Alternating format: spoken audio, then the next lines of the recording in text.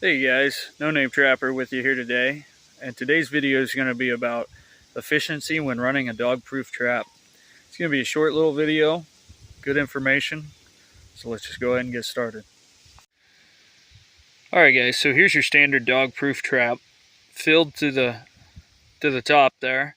Some people even take it a step further and overflow it onto the ground. There's nothing wrong with that. However, I do believe ultimately you're going to miss some fur with that method. So today I kind of want to talk about that a little bit. So generally, when we talk about trapping and working a set, it is a positive thing. You know, I mean, with dirt hole sets and the way we do most trapping styles, working a set is a good thing to have happen.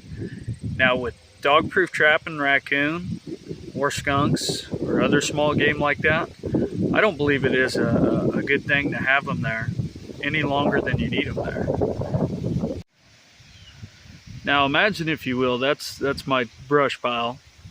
We throw sticks in the yard. And let's imagine there's a coon trail going right to this dog proof and on further. Now, first question we got to ask ourselves is, why are those raccoon and skunks and so on in that brush pile? Why are they living there? Well, for safety. I mean, you know, while they're predatory animals a little bit, there's much bigger animals out there. So that's where their den is for safety reasons. Okay, so if they're walking down this trail and come to a dog proof that's overflowing with food, right, and it's on the ground, so they're going to stop, they're going to start eating on it, right?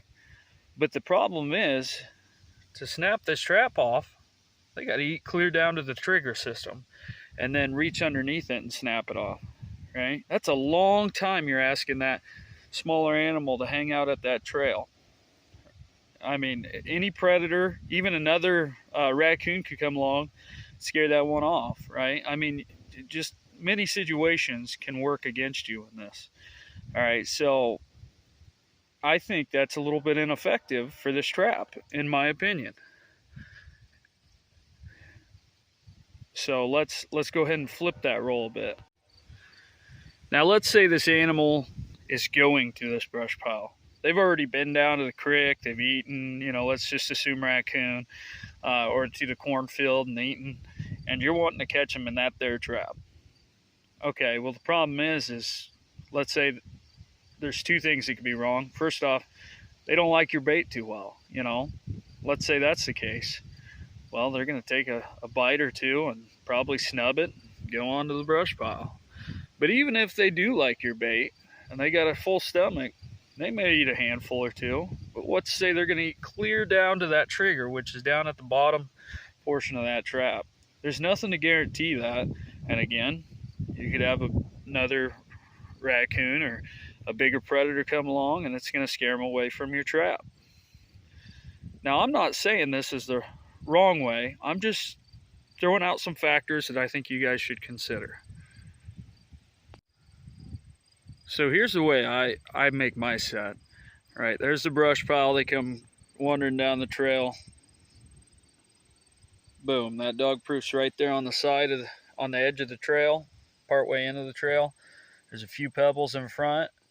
You look inside, and their very first reach inside there is underneath the trigger.